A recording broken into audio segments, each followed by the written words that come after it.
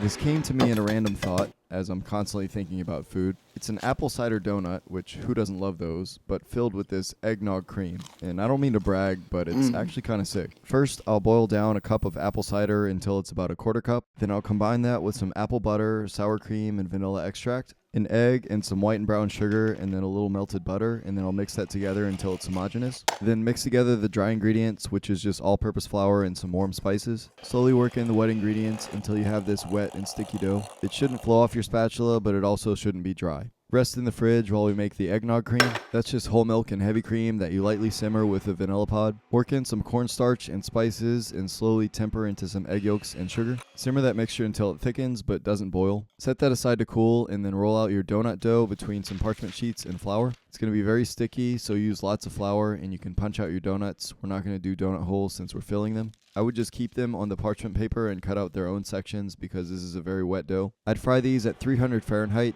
I went a little hotter and the inside didn't cook quite enough. Just flip every so often until you get this brown exterior, and then you can remove these and then brush with melted butter. Roll them in some cinnamon sugar and let them cool completely. Then use a chopstick to carefully hollow out the inside, and then you can pipe in the eggnog filling. Mine was a little runny, so you could reduce this a little bit more before cooling, but this was still great. I was kind of worried, but these actually turned out very good. Give them a shot.